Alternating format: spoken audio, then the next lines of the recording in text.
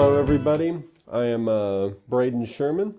I run the Anderson County Business Development Group on Facebook, Nextdoor, and X/Twitter. And I also am an intern here at Anderson County Economic Development. And I'm an Anderson University student. And you and I have talked before. In fact, when you started doing some of this stuff, you and I have talked. How did you get interested in business development? What's interesting about that to you? Because a lot of people your age are just not that interested in that. Indeed. Well, when we were moving from the state of Florida, which is where I lived most of my life, we lived down southwest Florida, Naples-Fort Myers area. My parents were researching for a while a place to move from there. My parents aren't as big a beach folk. I'm kind of non-differential with it. We were looking at a couple different markets to do research, and I was tasked to do moving research. Whenever we moved, we were looking at different markets to move to. I looked at all the demographics, MSA info, and all of that stuff. And it came down to a couple markets, either Knoxville, Tri-Cities of Tennessee, Roanoke, Virginia, or here.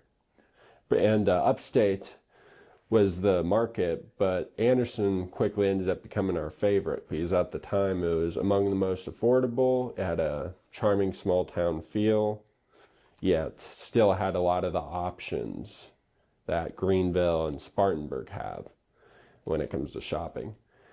And after a while we almost ended up in Knoxville, Tennessee, but we ended up here, and it's been a joy for my development, my professional career, and being a university student right here in Anderson at AU. How did your parents come about tasking you with finding that? That's unusual that the parents would get. How old were you when you were doing that? Okay, so the first time we really started looking into it was 2014. And at that point, I'd have been 10 years old. But then when we really got deep into it, since we kind of canceled moving from Florida until 2018, I was 14 at the time.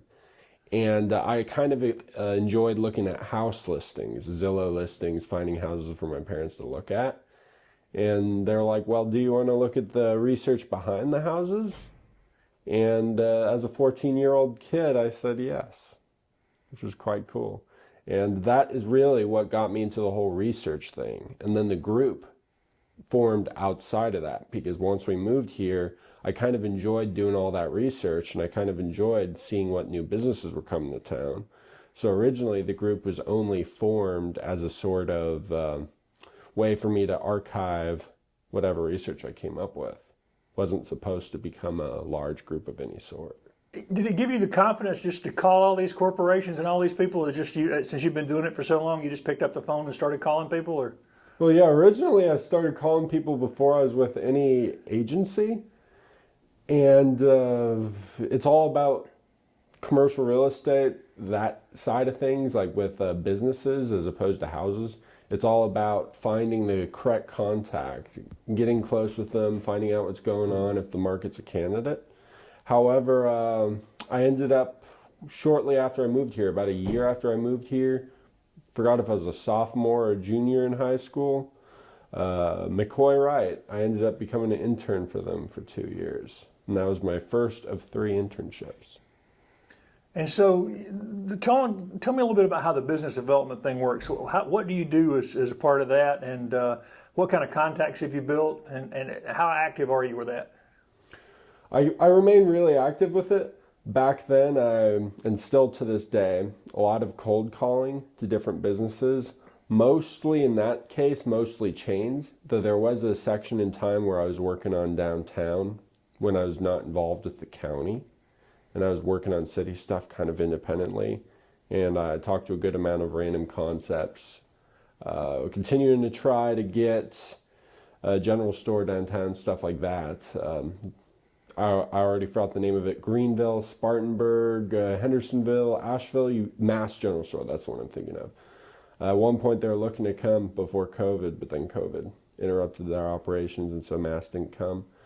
Working with different businesses, cold calling, getting them to try and locate into different spaces, seeing if they have interest in the market, and then trying to match them with a space and market. What do you think are the big challenges for the city of Anderson in terms of getting people down there? City of Anderson, well, with the city, I'd say it is a really favorable place to set up business in. However, kind of a difficult one, but I've heard that some other cities around the area may be providing a little more development incentive. I've heard of different programs that other cities are testing that Anderson doesn't seem to have yet, and that may be influencing where people put their business. Also, there is a limited amount of spaces that do not require a lot of work downtown. I think I know of 5 or 6 spaces that don't require complete upfit downtown at the moment. And so that is, when we're talking about downtown. Yeah, I'm talking about downtown. Yeah.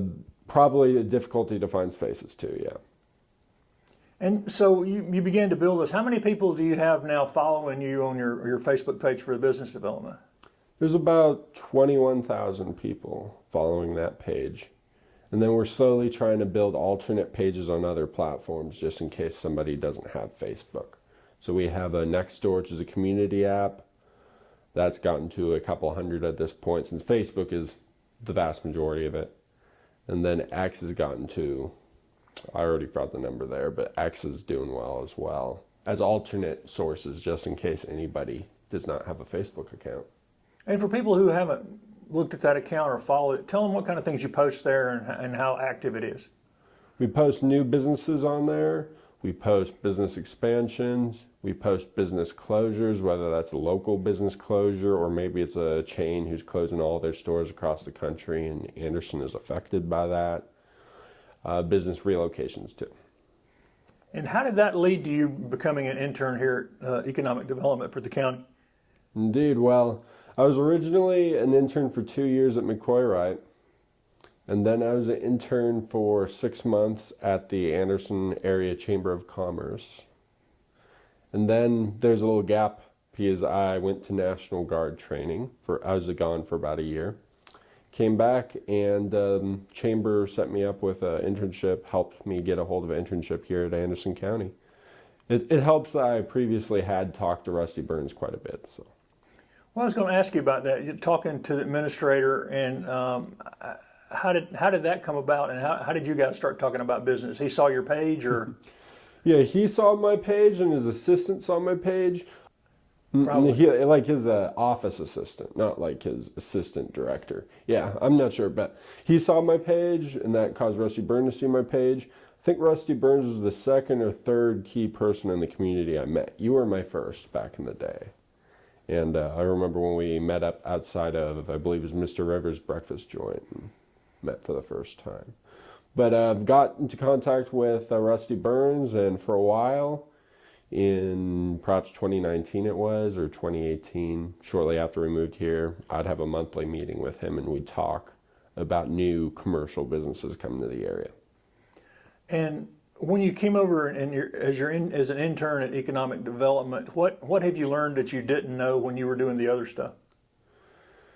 At Economic Development, it's really getting to know the government side of things. The good thing about all the internships I had was McCoy-Wright was kind of a private commercial real estate brokerage kind of point of view, while Anderson Area Chamber of Commerce was a nonprofit point of view. Here we get to really see the government point of view and get to see how the industrial side of things works. Until I came here, nowadays while I'm here, Cameron Ford, he's the person who I work with here at Anderson County on the commercial side of things. And before that, there wasn't as much dedicated commercial contacting. It was mostly industrial when it comes to getting new job employers. It was great and it is great to be able to bring a different point of view to the office, but also it is great to learn about the industrial side of things. And bringing all those things together from your experience, what do you see as the biggest challenges for the commercial side for the county? Well, when we're talking about chain retail, let's say we talk about chain retail, they have certain demographics, certain traffic counts, certain shopping centers they want to be in. Quite often different retailers want to be in with other retailers. They want to have a certain tenant mix, and we don't have many spaces available on Clemson Boulevard. However, with recent closures like Big Lots and Party City, along with Bargain Hunt, we will have some spaces coming available. And Bargain Hunt was vacant for about 6 years before it got refilled. That one may be an issue to refill, we'll see. A Belvedere Plaza across from the mall. However, Anderson Station Shopping Center, that should lead to some good tenants there. The Big Lots and Party City closing, those I don't expect to be vacant for long.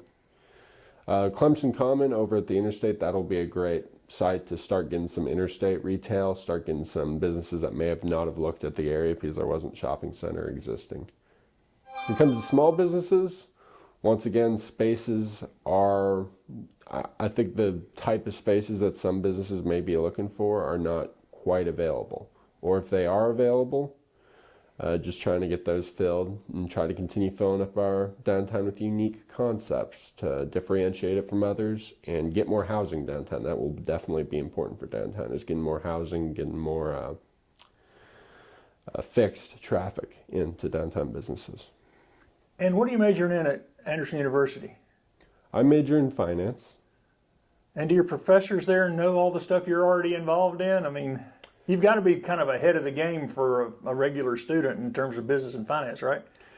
Well, yeah. Some of my professors know about it, mainly the business department professors, not as much the people outside the business department. I try to keep connected. I use LinkedIn a lot, and I try to keep connected with every single professor that I ever have a class with. I try to stay connected with them on LinkedIn. And what do you want to do when you graduate? I am currently contemplating multiple career tracks, either going into the world of real estate brokerage or franchise development for restaurant franchise, hotel franchise, or potentially staying at economic development. And if you get into one of the others, you're still going to try to help Burriss in the county, right? Yeah. My target has been, if I were to do one of those, definitely try and stay here in Anderson. Extended Stay America, that would be one of my targets because they're based in Spartanburg and they do a lot of work here in the upstate. So if people want to follow you, remind people about your business development page, where they can find that on Facebook. Indeed. So if you look up Anderson County Business Development in the search bar, you'll be able to find our page. We also have a sub-page called ACBD Public Discussion. If you ever want to post questions or post ideas, post it in the sub-page, ACBD Public Discussion, or post it in the comments of the post. Anderson County Business Development, the main group, that is only for information. It was an honor having an interview with you, Greg Wilson, and let's continue working together. I know you're the other major person releasing out business info in the county. In between us, Anderson Independent Mail kind of dropped off as of recent. So with the out-of-state buyout. So it's great to see that local journalism is still alive and well.